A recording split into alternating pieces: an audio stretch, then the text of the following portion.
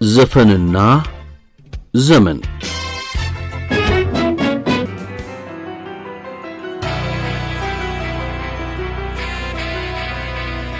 ዝምታን በሙዚቃ ቅኝት ዮሴፍ ጥሩነህ እንደጻፈው።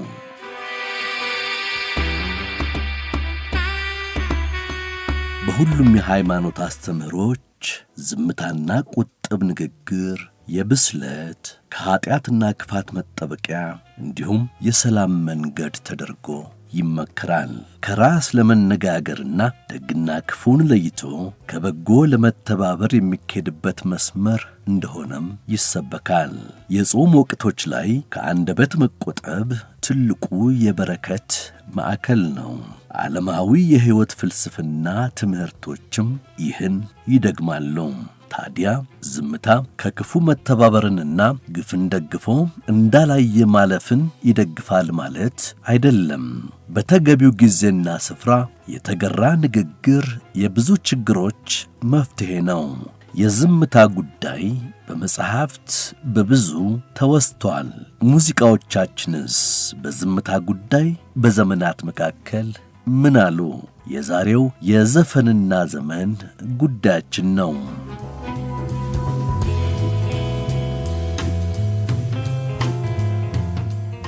ቀደም ያሉት የኢትዮጵያ ሙዚቃ ዘመናት የርዕሰ ጉዳይ ጥልቀትና ስፋታቸው ልዩ ነው። ከአጫዋችና ፍቅር ተኮር ከሆኑ ዜማዎች አልፈው ማህበረሰባዊ ዋጋን የሚፈጥሩና በጎዎቹንም የሚያጸኑ ሙዚቃዎች ሰርተዋል። ስራዎቹ ከፍ ያለ ተደማጭነት ነበራቸው። ቁጥብና ረብ ያለው ጨዋታ ዋጋ በሚሰጠው በዚያ ወቅት ከአፋቸው ቀደም የሚሉት በዜማ ይገሰጻሉ። ይህንን ያደረገው አንዱ የባህል ሙዚቀኛ ባለመሰንቆው ጌታ መሳይ አበበ ነው። ድምፃዊው ዝምታ ጉልበት ያለው ማህበራዊ ኑሮን ማሸነፊያ መሳሪያ መሆኑን የሚሰብከው ክፉ ተናጋሪዎችንም በመንቀፍ ነው። ከአፍ በጎ ካልወጣ ዝም ቢሉ አይሞቱም ይላል ድምፃዊው።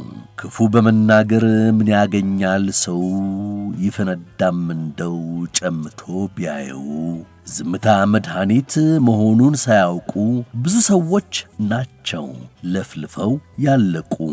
ታላቁ መሳሪያ ድምፅ የሌለው ጥይት፣ የተዳፈነ እሳት፣ ያልገለበ ክብሪት፣ ዝምታ የጥበባት ስሪት።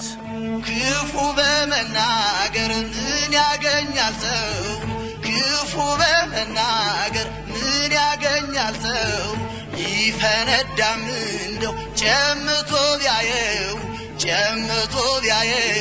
የጌታ መሳይ አበበን ሙዚቃዊ ተግሳጽ ጥላሁን ገሰሰም ይጋራል።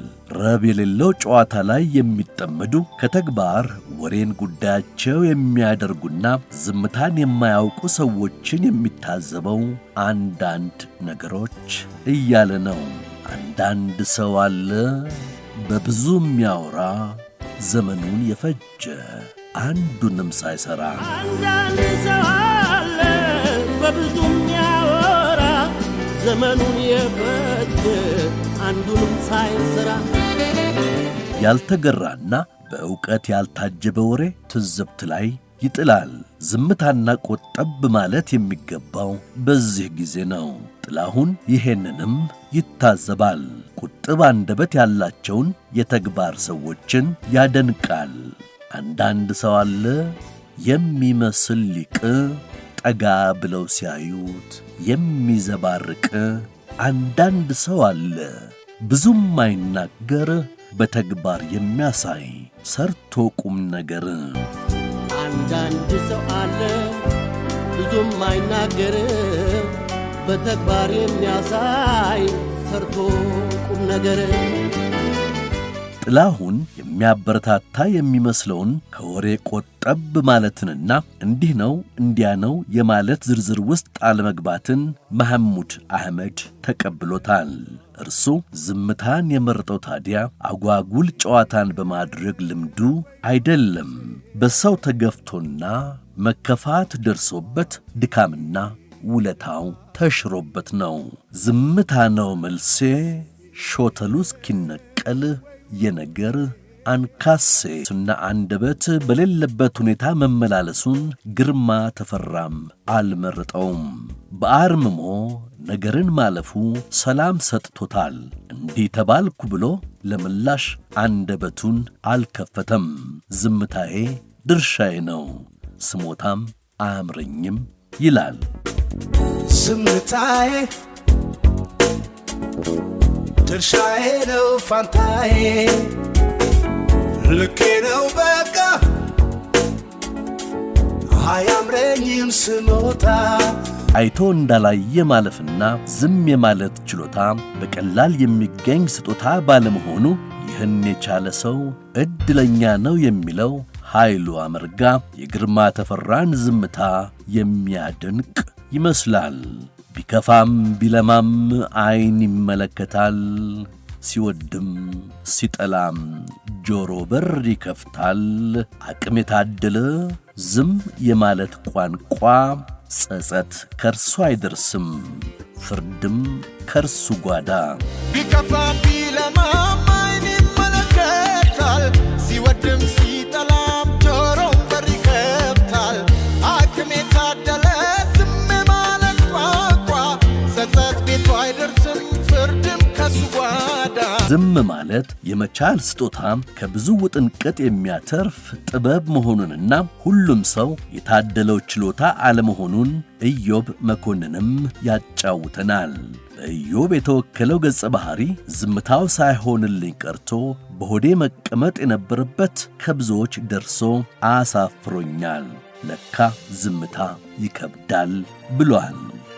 ዝምታ ይከብዳል ከማውራት ማድመጥ ሚዛን ይደፋል፣ ይቆጫል ያወጉት ሆድ ባዶ ቀርቶ ራስ አስገምቶ ሆናል ሆነ ስዘበራርቅ።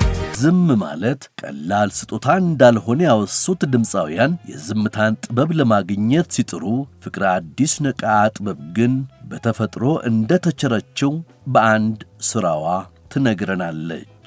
ታዲያ ፍቅረ አዲስ የወከለቻት ሴት ይህ ስሞታ በበጎ አልተወሰደላትም። እንዲያውም ዝምታዋ ከኩራትና ከመጥፎ ባህሪ ተቆጥሮባታል። በ1984 በቀረበ ሥራዋ ዝምታዬን ክፉ አታድርጉብኝ ብላ ተማጽናለች።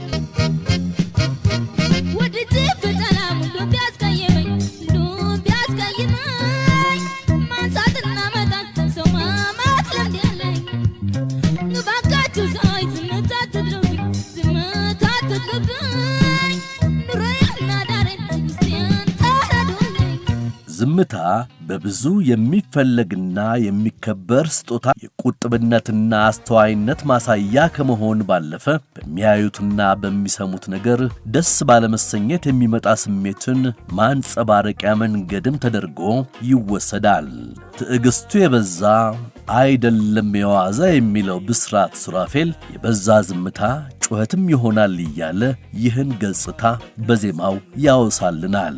ዝም ያለውን ፍራው ይላል። ትዕግስቱ የበዛ አይደለም የዋዛ ይልቅ ከሚያወራው ዝም ያለውን ፍራው። ይገርማል ካዩት ለአንድ አፍታ። ዝምታ ሌላ ገጽታ ከሚገለጽባቸው ግሩም ሥራዎች አንዱ በሆነው የቴዎድሮስ ታደሰ ዝምታ የሕይወት ብዙ መልኮችና ተቃርኖዎች ይተረካሉ። ለማኅበራዊ ስምምነትና ትክክለኛነት ሲባል በዝምታ የሚታለፉና የሚታዩ ጉዳዮች ገደብ እንደሚፈልጉም በጥበብ እንሰማለን።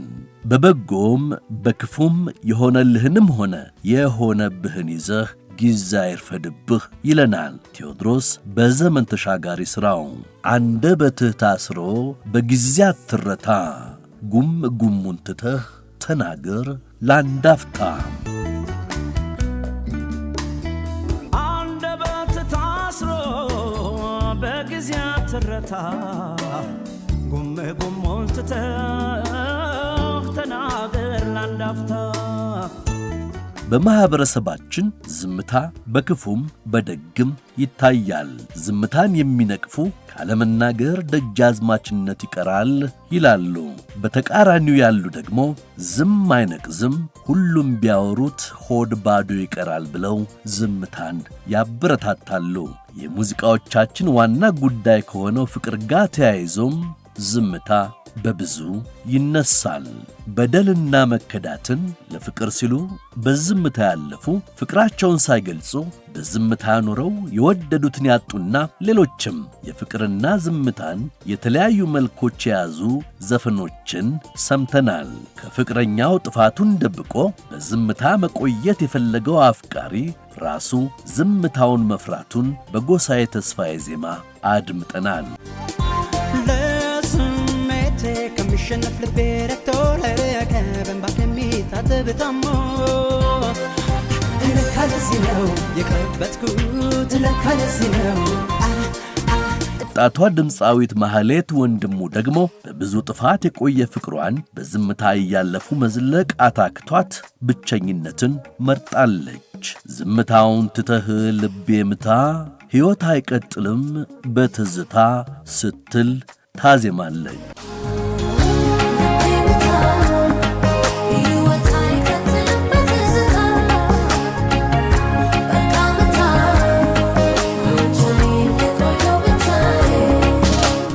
ዝምታን በብዙ ገጾች ጉዳይ አድርገው ያጫወቱንን ድምፃውያንና ሥራዎቻቸውን ይዘን ከብዙ በጥቂቱ የተጫወትንበትን ዝግጅት በዚሁ እንግታ። የቅኝቱ ጸሐፊ ዮሴፍ ጥሩነህ ነው።